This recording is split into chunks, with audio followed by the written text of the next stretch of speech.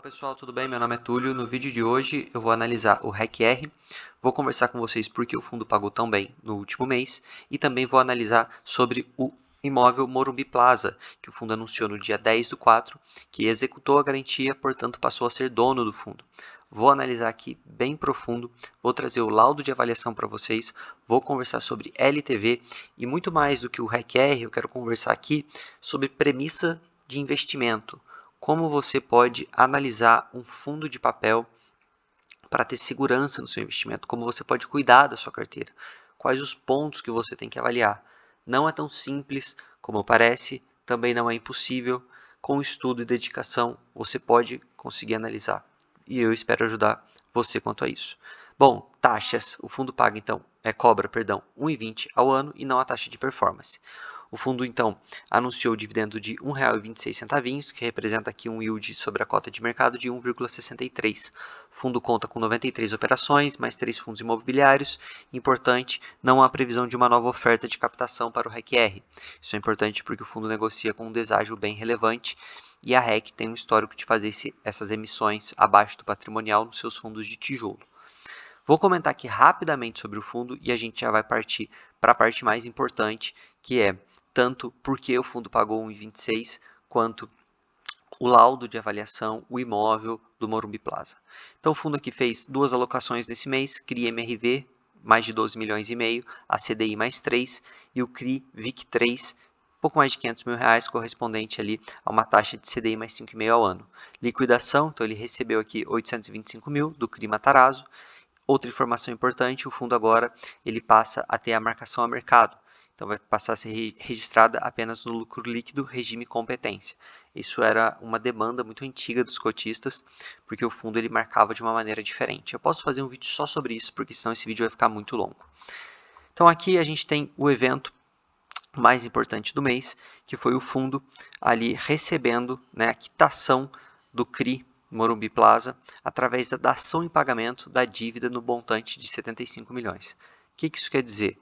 O devedor não conseguiu pagar a dívida e passou ao credor, ou seja, ao fundo, as matrículas dos imóveis. Então, o fundo executou a garantia e agora ele passou a ser dono do edifício Morumbi Plaza, localizado na Avenida Dr. Shukri Zaidan.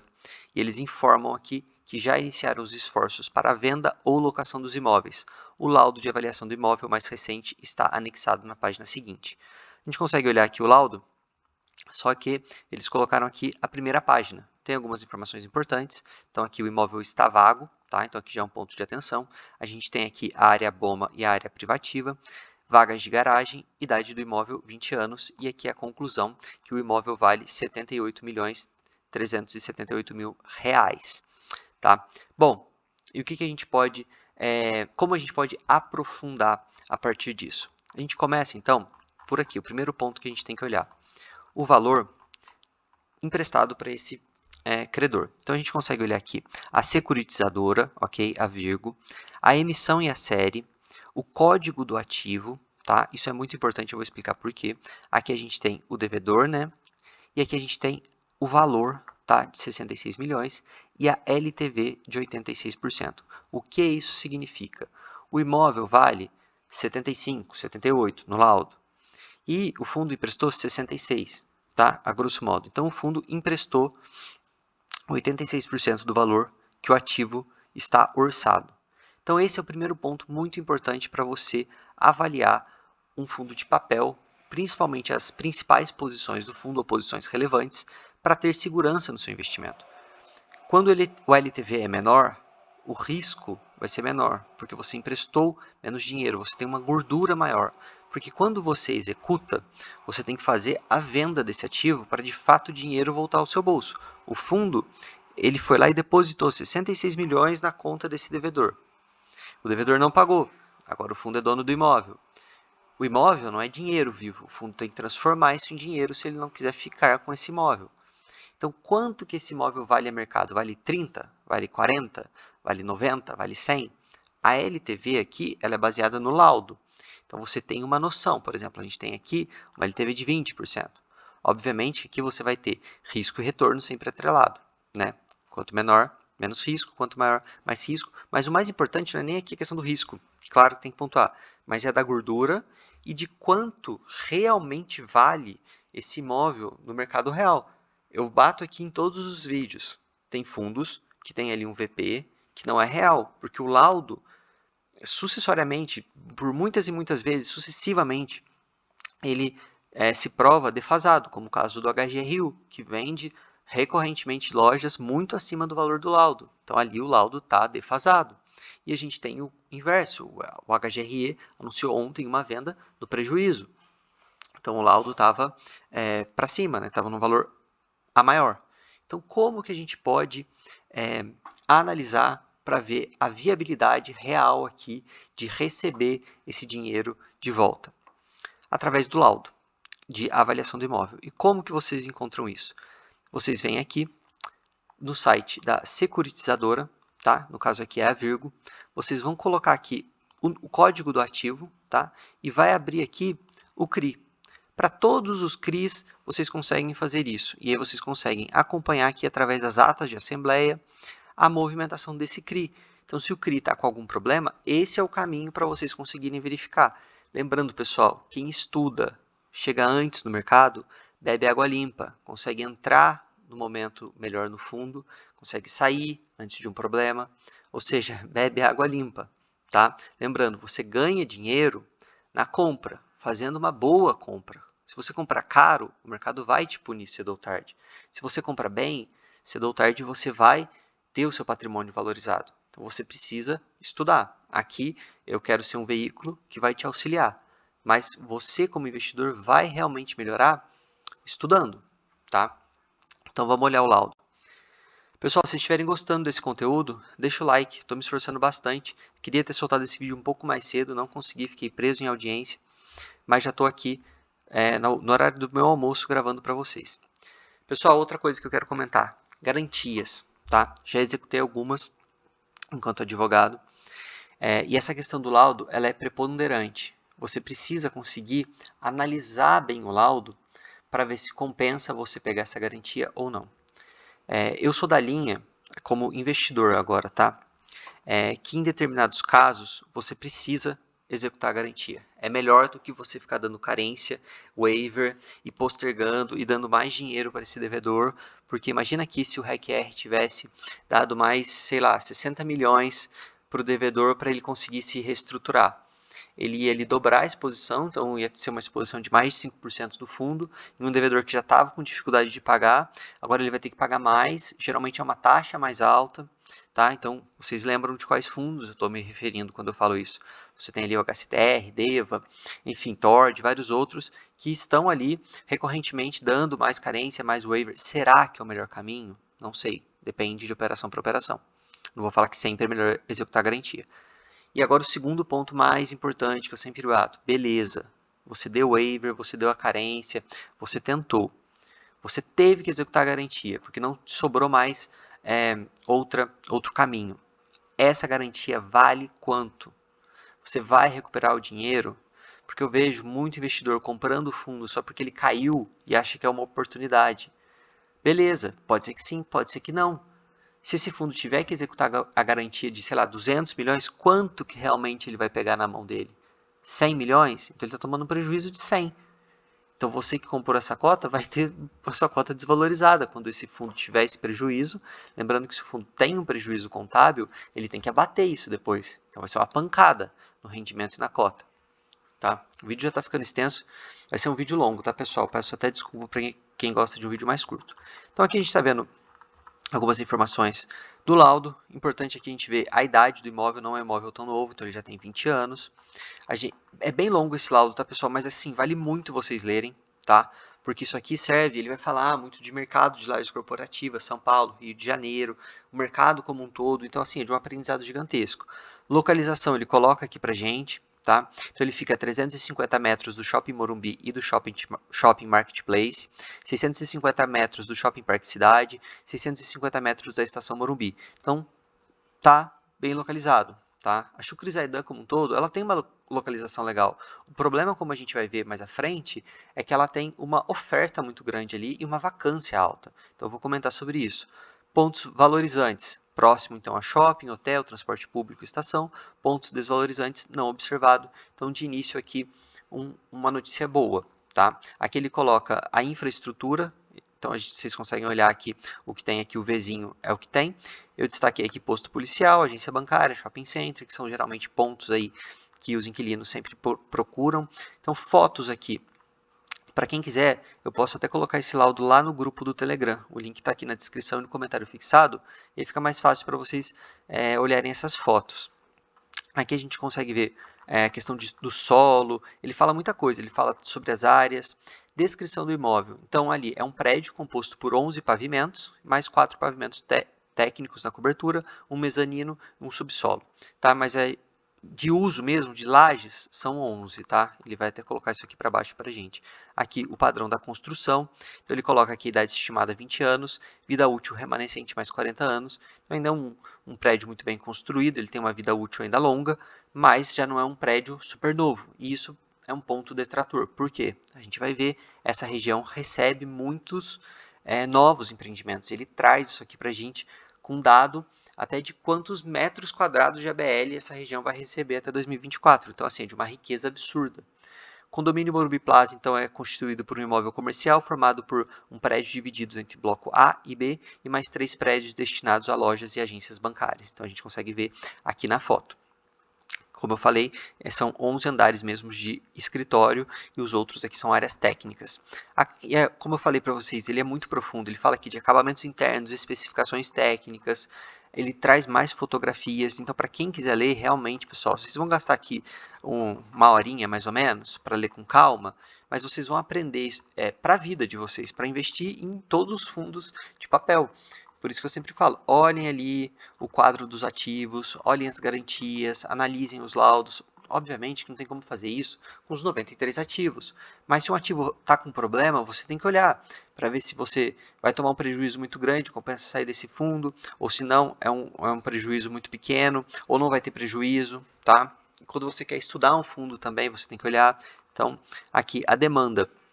Então, a demanda médio-baixo, para liquidez do imóvel para alocação médio-baixa, para venda médio-baixa. Ou seja, ele está aqui deixando muito claro que o fundo não vai conseguir resolver esse problema de uma forma rápida. Como eu falei, ali tem uma oferta grande e uma demanda baixa. Como a gente vê lá no RBRP, o gestor Caio, ele sempre fala o efeito transbordo. Então, as empresas elas vão sempre preferirem as melhores localizações. Faria Lima, enfim. Quando essas localizações estão lotadas, começa a ocorrer o efeito transbordo e as localizações adjacentes elas vão sendo preenchidas. A Shukri Zaidan está mais longe aqui dessa região prime. Ela é uma boa região, mas ela não é o prime do prime, o filé.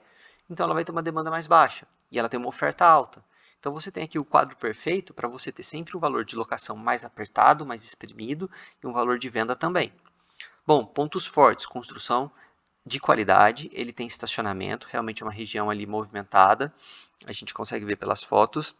Então, 91 vagas de estacionamento é um ponto bom, boa localização e acesso, eixo comercial, proximidade com metrô e shoppings. Pontos fracos, empreendimento com alta vacância, está completamente vago. Tá? Então, a gestão aqui ela tem 2 trabalhos, ela pode locar para depois tentar vender, e aí ela vai conseguir provavelmente vender no preço melhor, ou ela pode tentar vender direto. E por que eu falo 2 trabalhos? Porque ela vai ter que trabalhar simultaneamente, com locação e com venda. E se surgir uma oportunidade em um ou outro, ela tem que fazer. Eu destaquei aqui região com vacância. Então, não é só o empreendimento. Como a gente vai ver, a região toda tem uma vacância alta. Eu vou mostrar isso em valores para vocês. Ameaças, excesso de oferta na região, lançamentos de empreendimentos novos que poderão ser concorrentes do avaliando. Então ali a gente tem já prédios AAA, o Morumbi Plaza ele é um Double B ou um A+, ele está nessa faixa. Enfim, de qualquer forma, ele tem aqui um padrão construtivo um pouco menor do que um concorrente. Então ele vai ter que cobrar um preço menor, só que a demanda já é baixa. Então vocês estão entendendo o cenário? Aqui ele faz um panorama bem legal de economia, mas é basicamente tudo que a gente já conversa nos vídeos, questão da China, da Ucrânia, dos Estados Unidos, aqui do nosso mercado doméstico também, né, Selic. Ele fala um pouquinho sobre o trabalho formal, aspectos do mercado imobiliário, muito legal essa parte, mas o vídeo vai ficar muito longo, eu não consigo trazer aqui para vocês mais isso, ele fala aqui finalmente estoque. Então, o Brasil ele tem um estoque alto de prédios, né, classe A+, e A. O prédio, então, ele está aqui entre BB e A+. E ele vem falar da taxa de vacância. Então, o Brasil registrou uma taxa de vacância de 28% no terceiro trimestre de 22 para empreendimentos classificados em A+, A. Entre os mercados, Rio de Janeiro que possui a maior vacância, 42,6%, seguido por Campinas e São Paulo. Então, aqui, pessoal, quando eu falo que Rio é uma praça mais desafiadora, está aqui em números para vocês. Não existe nenhuma conspiração, como eu recebi aí alguns comentários dos influencers. Não, aqui ó, um número. O KNRI também fez um relatório anual fantástico. Eu fiz aqui um vídeo para vocês falando sobre a vacância no Rio de Janeiro, que é a que mais vem caindo, porque também é a que está mais alta. Mas ali é um mercado desafiador. A absorção líquida. Então, o Brasil registrou uma absorção líquida de 1.730 metros quadrados. O que é absorção líquida, pessoal? Você pega o número de empreendimentos lançados e quanto em ABL isso representou e coloca ali quanto que foi absorvido. Se o número final for menor que o número de ABL disponível, né, novas ofertas, é uma absorção líquida negativa. Então, aqui no caso, teve mais absorção do que empreendimentos lançados. Isso fazia muito tempo que não acontecia. Desde lá do período da Dilma, que o mercado de lajes sofreu muito, ele passou ali anos difíceis e ele começou a se recuperar nos últimos anos. Então, ele coloca aqui que isso foi muito impulsionado pelo mercado do Rio, que demonstra uma retomada após 2 anos, que apresentou absorção líquida negativa. E o de São Paulo, que também melhorou um pouquinho a absorção líquida. Ele comenta aqui um pouco do preço pedido, vale a leitura também, preferi não trazer porque ia confundir um pouco vocês. E aqui, detalhamento da região Chucre-Zaidan, que é o que interessa para quem é cotista do REC-R. A região apresenta 803 mil metros quadrados de estoque entre 32 empreendimentos, despontando como maior entre todas as regiões do mercado de São Paulo. Então aqui resta, assim, evidente, claríssimo, que é uma região boa, porém tem aqui um estoque gigantesco. Se você tem um estoque maior, lei da oferta e demanda, oferta e procura, você vai ter aqui um preço muito provavelmente mais apertado. Taxa de vacância em 33,4% nessa região. A região ainda prevê 101 mil metros quadrados de estoque futuro para 2024, sendo o segundo maior volume nesse sentido, atrás somente da Chácara Santo Antônio. Então vai crescer ainda o estoque, muito provavelmente esses empreendimentos serão classe A+, ou AAA, AAA de repente, tá? Então vai ser aqui um competidor novo, melhor construído, talvez ali construído com técnicas ESG, que valoriza o imóvel. Então assim, é uma disputa ali ferrenha pela região. Ele coloca aqui um pouquinho da metodologia, para quem quiser saber mais como que ele chegou no valor, é bem interessante de ler. E finalmente a gente está chegando no preço. Então, diante de tudo isso, considerando vacância, qualidade do imóvel, tempo do imóvel, projeção para o futuro, ele chega no valor de mercado de venda. Então, análise dos valores obtidos. O valor mínimo do metro quadrado está aqui em 7.690, que se a gente fizer a multiplicação, vai chegar mais ou menos aqui no valor que ele emprestou para esse devedor. Então, a gestão ela se baseou nesse laudo para poder emprestar o valor. Aí a questão é, a gestão poderia ter puxado esse valor um pouco mais para baixo para ter uma gordura maior? Poderia. Aí vai de você, como investidor, analisar se você concorda ou não com essa análise e se para você o risco-retorno está ajustado. A gestão tomou um risco quando ela fez esse empréstimo. Agora deu errado, teve um default e ela executou a garantia. Esses 14% de gordura está satisfatório? Vocês acham que a gestão consegue vender 66 milhões, 67? Se sim, beleza, ele vai sair no 0 a 0. Se não, pode ser que a gente tenha um prejuízo. Valor médio, então aqui vai dar ali mais ou menos vai dar os 78 milhões, que ele está usando aqui para fazer o cálculo, tá? E o valor máximo aqui vai dar uns 89, 90 milhões, que num caso excelente, a gestão conseguiria vender esse valor e ficaria com a diferença para ela, porque agora o imóvel é dela. Se ela vender com lucro ou prejuízo, a gestão e os cotistas, na verdade, né, que vão assumir tanto o prejuízo quanto o lucro. Então, por isso que quando você investe em um CRI, você tem que ver o CRI, ver a taxa para ver se está condizente com o risco, ver o LTV e ver principalmente o imóvel. Porque por trás do papel existe um imóvel. E agora vai ser muito bom, para quem é cotista, para quem não é, aprender como funciona. Aquele imóvel estava bem precificado, a gestão fez um bom trabalho, o cotista vai ter lucro, vai ter prejuízo, vai sair no 0 a 0. quanto que vale realmente esse imóvel? Então, você, quando for analisar um fundo, é isso que você tem que olhar. Conclusão da avaliação. Então, aqui, ó, de acordo com as análises e premissas aqui apresentadas, concluímos os seguintes valores. Por que eu quis destacar isso? Porque um laudo, ele sempre vai partir de premissas. Se você pegar uma outra casa que faz aqui laudo de avaliação, ele pode chegar num valor diferente. Então, tudo isso aqui é para dar uma noção, um parâmetro. Para quem é investidor, serve como parâmetro. Mas, por exemplo, o que eu faço? Eu tenho uma métrica que eu coloco como se fosse uma dupla camada de risco, que eu analiso o fundo, analiso aqui o LTV, o imóvel, as garantias, e além disso eu coloco uma margem excedente para poder compensar entrar nesse fundo. E qual que é essa margem excedente? É preço, é preço.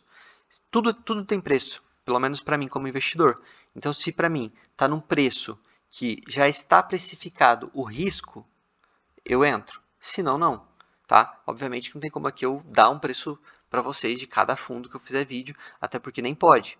Mas é mais ou menos esse o caminho que eu uso para poder avaliar. Bom, essa então foi a análise.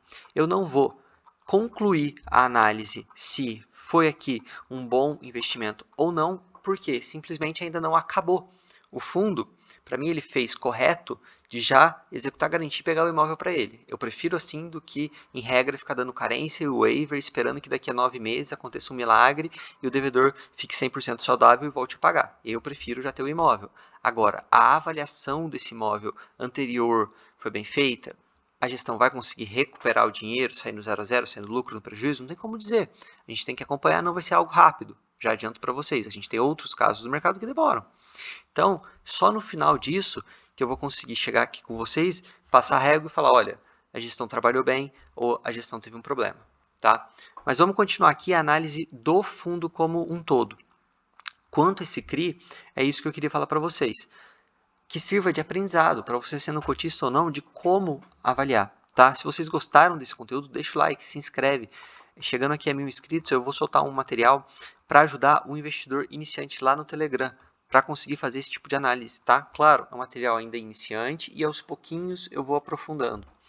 Então, aqui a distribuição do fundo majoritariamente em CRIs, como a gente viu, ele tem 93 operações, elas estão aqui dispostas para quem quiser olhar, então vocês aprenderam, é só pegar aqui o código do ativo e na securitizadora e avaliar, olhar as assembleias, ver como é que está. E ele tem aqui mais dois CRIs com problemas. Ele tem aqui o Aracaju Shopping, onde o fundo é detentor de 78% do CRI. Isso é importante porque operação que o fundo tem menos de 50%, ele não vai conseguir executar a garantia se ele quiser. Ele vai precisar da maioria. Então, esse é um outro ponto para vocês olharem. Por exemplo, aqui no Morumbi Plaza, ele tinha 100%, então ele conseguiu tomar a decisão sozinho. Bom, o Aracaju Shopping, que representa aqui 1,3 do fundo, ele está adimplente. Tá? A Aracaju Investimentos ela ingressou com pedido de recuperação judicial e o fundo continua ali acompanhando, mas ela está pagando. E aqui estão as garantias. Então, basicamente, o fundo com esses 1,3 ainda não tem problema, tá? Aqui com o sinal amarelo. Ele tem aqui um CRI muito pequenininho, 0,1%, ó, ele tem menos de 50% desse CRI, 46%, e ele ali segue acompanhando para poder fazer a recuperação desse dinheiro.